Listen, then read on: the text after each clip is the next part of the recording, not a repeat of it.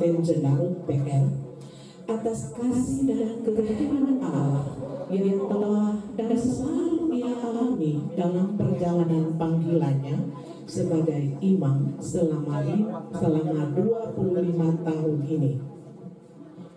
Aku telah menunjukkan teladanku kepada kamu, supaya kamu berbuat sama seperti yang telah kuperbuat kepadamu. Yohanes 13 ayat 15. Demikian moto imamat jubilaris yang juga menjadi tema perayaan syukur perak imamatnya ini. Bagi Romo Martin, sabda Yesus Kristus dalam perikop Injil tersebut merupakan rangkuman yang tepat dari seluruh perjalanan imamatnya selama ini. Sebagai pribadi pilihan Allah, Romo Martin yakin bahwa hanya karena penyertaan Tuhanlah dia sanggup menjalani panggilan imamatnya selama 25 tahun. Maka dengan rasa syukur dan sukacita yang berlipat ganda, marilah kita bersama-sama melambungkan madah pujian dalam perayaan Ekaristi ini bagi Allah yang telah berkenan memilih, memanggil dan menyertai Romo Martin selama 25 tahun untuk memikul dan menunjukkan Kristus kemanapun ia pergi dan dengan siapapun ia berjumpa. Mari kita semua berdiri dan mengawali perayaan Ekaristi syukur ini dengan menyanyikan lagu pembuka. Dalam nama Bapa dan Putra dan Roh Kudus.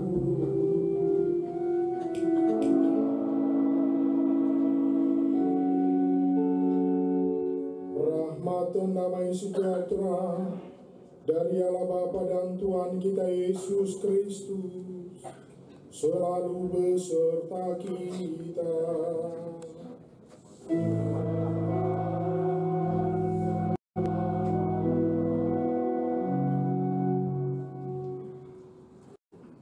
Selamat malam buat kita semua. Rekan-rekan imam yang sama-sama merayakan 25 tahun imamat yang persis ada di belakang saya ini. Romo Vincent, para romo sekalian, Bapak Ibu sama saudara yang terkasih di dalam nama Yesus Kristus. 15 Agustus tahun 1997 saya ditabiskan jadi imam, dan kasulah yang saya pakai pada tahun 1997 persis kasulah itu pula yang saya pakai pada hari ini di usia 25 tahun imamat. Karena itu sepantasnya kalau pada kesempatan ini bersama seluruh anggota keluarga dan kita semua, saya mau mengajak kita untuk bersyukur dan berterima kasih, karena saya sadar dan saya yakin karena penyertaan, bimbingan dan belas kasihan Tuhan, sehingga saya masih berdiri tegak di atas altar Tuhan ini.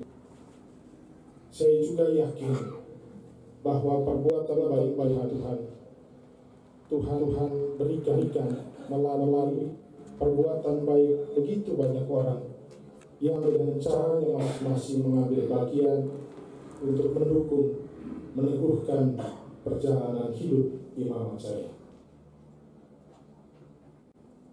Bapak Ibu sama saudara yang terkasih di dalam nama Yesus Kristus, saya melakukan perjalanan hidup imamat dalam keterbatasan dan kerapuhan kemanusiaan.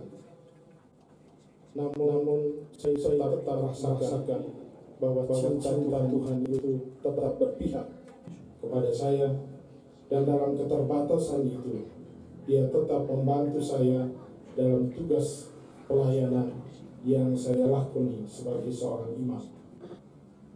Dalam kesadaran itu pula saya mau mengajak kita semua, mari kita sama-sama bersyukur dan berterima kasih atas kebaikan Tuhan yang Dia tidak pernah berhenti.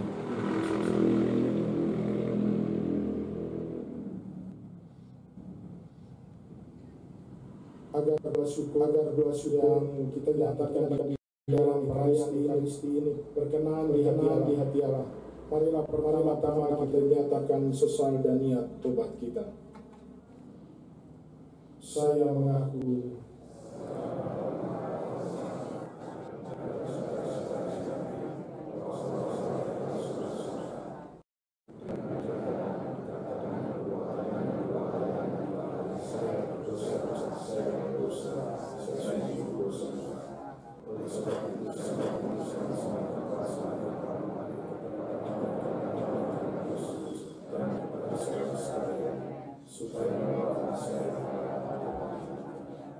semoga Allah yang Maha Kuasa mengasihi kita, mengampuni dosa-dosa kita, dan menghantar kita ke hidup yang kekal.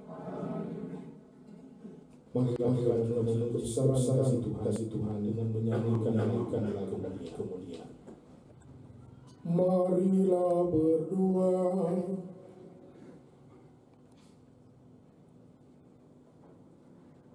Allah yang Maha Rahim, kami berterima kasih kepadamu sebab Engkau telah memilih kami untuk meneruskan karya misteri penebusan Putra-Mu yang tunggal, Sang Imam Agung Abadi.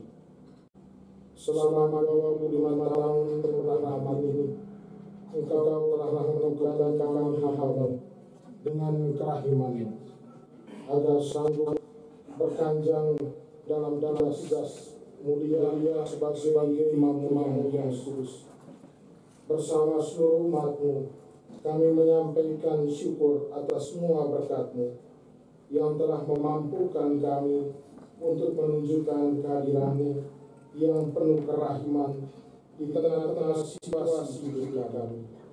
Kami sampaikan pujian dan syukur ini dengan pengantaran Yesus Kristus, Putra Tuhan kami, yang bersama Engkau dalam persekutuan Roh Kudus, hidup dan berkuasa Allah sepanjang segala masa.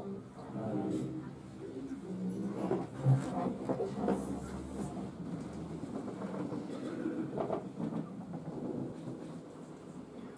Saudara-saudari kasih dan kasih dalam Kristus, marilah kita dengan Tuhan dengan penuh iman dan hikmat.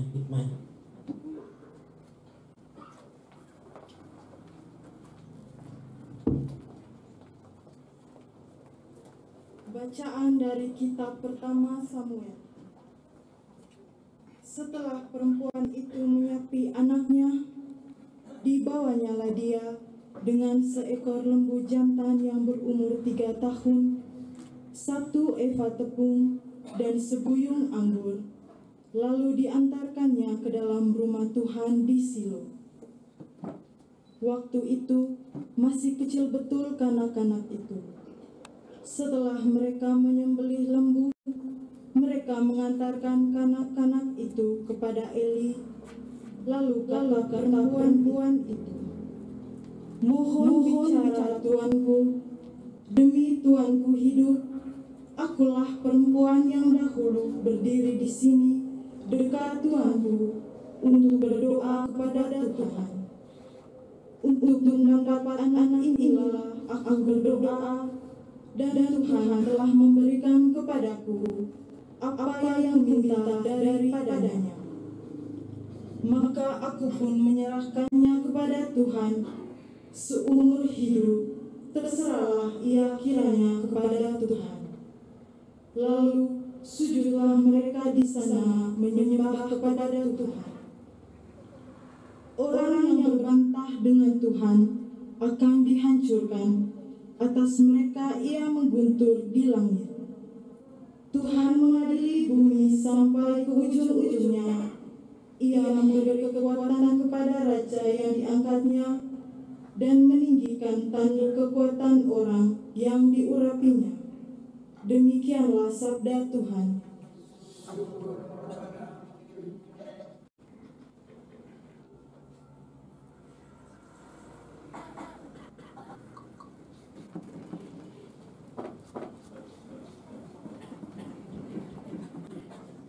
Haleluya, haleluya, haleluya.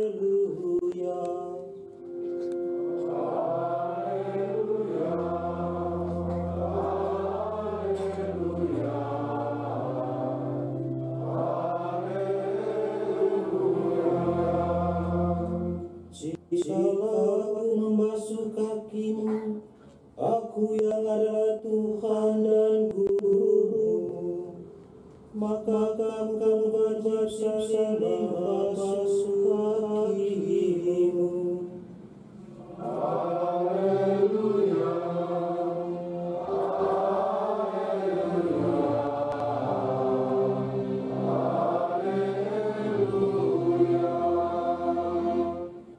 Tuhan sertamu.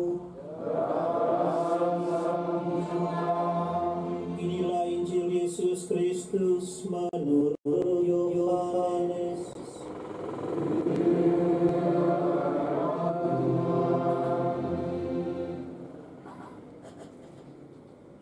Sesudah Yesus membasuh kaki murid-muridnya, ia mengenakan pakaiannya dan kembali ke tempatnya. Lalu ia berkata kepada mereka, "Mengertikah kamu apa yang telah kuperbuat kepadamu? Kamu menyebut aku guru dan Tuhan, dan katamu itu tepat, sebab memang akulah guru dan Tuhan. Jadi, jikalau aku membasuh kakimu, aku yang adalah Tuhan dan gurumu, maka kamu wajib saling membasuh kakimu. Sebab aku telah memberikan suatu teladan kepada kamu, supaya kamu juga berbuat sama seperti yang telah berbuat padamu. Aku berkata kepadamu, sesungguhnya seorang hamba tidaklah lebih tinggi daripada tuannya, ataupun seorang utusan daripada dia yang mengutusnya. Jikalau kamu tahu semua ini, maka berbahagialah kamu jika kamu melakukannya. Berbahagialah kita yang mendengar sabda Tuhan dan tekun melaksanakannya.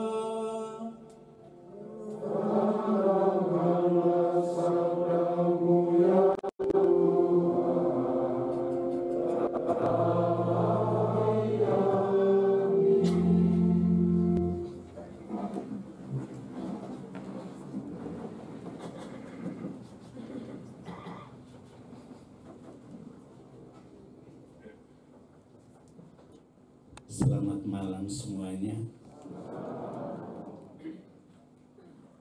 Para jubilaris yang kami kasihi, utamanya Romoten yang berbahagia.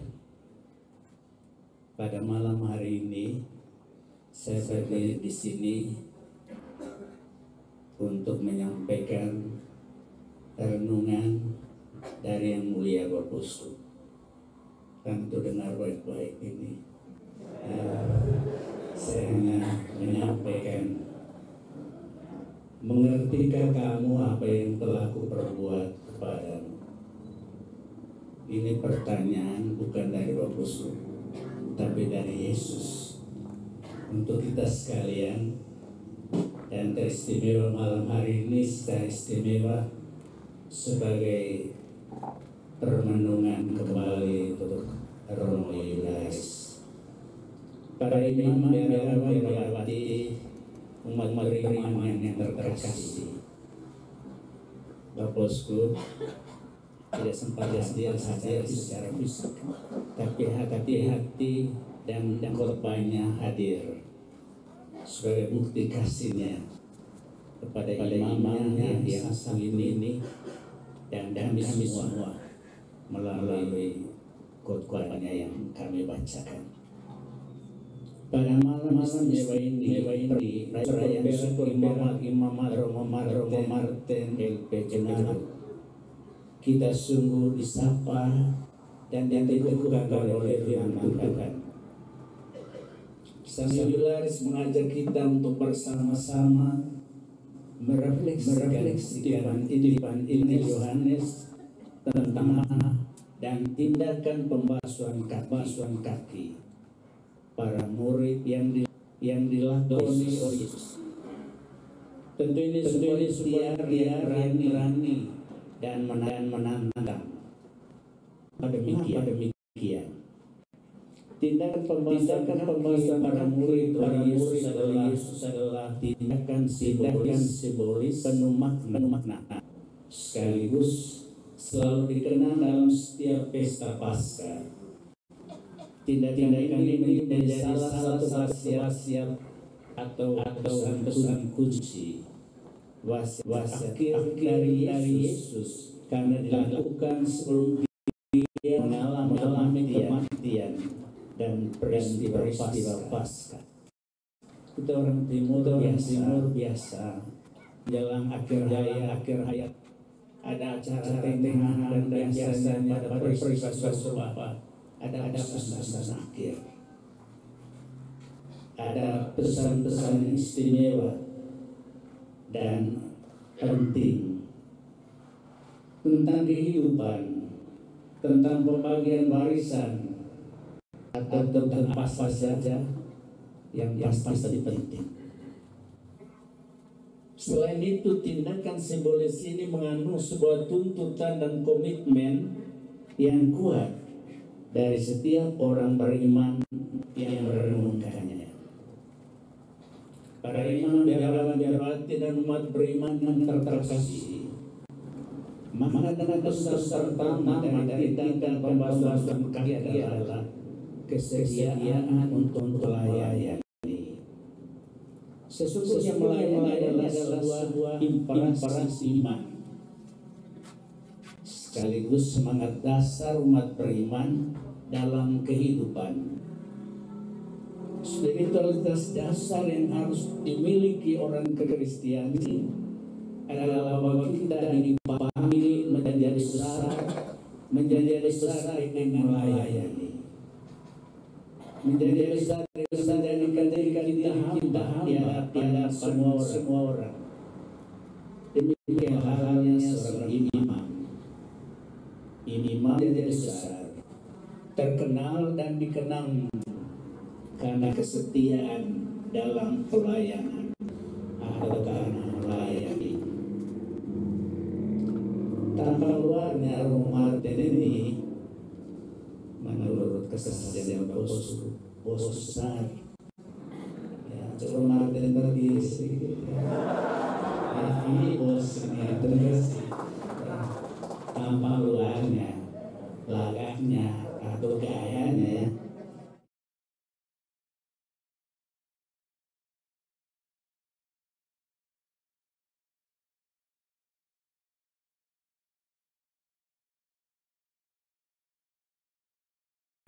Yang kita dengar dan kita renungkan dari perikop Yohanes 13 ayat 14 sampai 16.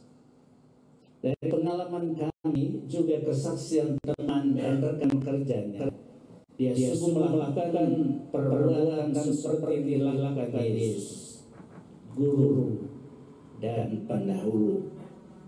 Ia selalu ada waktu untuk melayani, baik pelayanan rohani, advokasi masyarakat, pun tindakan karitatif bagi umat. Dia sudah membantu membiayai beberapa anak karyawan dan anak orang tua tak mampu, baik dari uang sakunya maupun melanjutkan kebaikan hati para sahabatnya dari luar daerah. Para imam, biarawati, dan umat beriman terkasih, pesan kedua yang ditegaskan dalam tindak simbolis pembahasan adalah kerendahan hati. Kerendahan hati bukan pertunjukan, tapi sebuah aksi nyata, sebuah perilaku. Bukan sekadar orasi atau ada, bukan gepeng, cucuk, gemuk, pendek, ganteng, jujur, dan kreatif. Ini. Martin juga merasa dia tidak kurang dari warisan. Wah, mama ada di sana, ya, benar ya mama, ya. Anak sulungnya banyak. Ini pertimbangan, saya tidak tahu benar tidak. Ya. tidak termasuk golongan ya dan segala macam, tidak susah. Menariknya Frater Martin ini tidak kekurangan itu, dengan rendah hati mau berkomunikasi kembali dengan Tuhan, berkonsultasi dengan teman-teman tentang pilihannya. Dan menurut pengamatan sumber lepas waktu itu, dia sempat berdoa kembali di depan sakramen Maha Kudus di Kapela Tabir. Ya sujud, minta petunjuk, minta Roh Kudus membaharui. Akhirnya dengan berani dia memohon menarik kembali surat pertama dan minta diganti dengan surat yang kedua. Keputusan yang isinya melamar untuk diinkarnasi lebih menarik lagi, bahwa Preses waktu itu hanya bisa heran dan mengiyakan permohonannya. Biasanya sulit untuk ubah keputusan, tapi dengan gayanya Martirnya bisa ubah keputusannya. Wah, ini luar biasa. Ini hebatnya ya. Jadi terjadi sebuah tindakan keputusannya sederhana dan rendah hati, karena jalan tenten. Jalan sejauh dari barat, demikian jalanmu dari jalanku. Inilah jalan Tuhan, luar biasa. Sampai 25 tahun. Baik Bapak Ibu itu sekali lagi katakan profesi atas 25 tahun dalam imamat, tetap setia dalam imamat dan pelayanan. Tuhan memberkati. Saya tambah 3 kata saja. Imamat yang pertama, anugerah. Syukuri selalu, bukan milik kita tapi milik Dia. Kita hanya menjalani. Imamat adalah panggilan, undangan, vokasio. Dan yang ketiga, imamat adalah misio, perusahaan. Jadi imam yang merasa itu adalah imam yang selalu menerima dari Tuhan dan melanjutkan dalam misi dan seluruh Tuhan akan memberkati.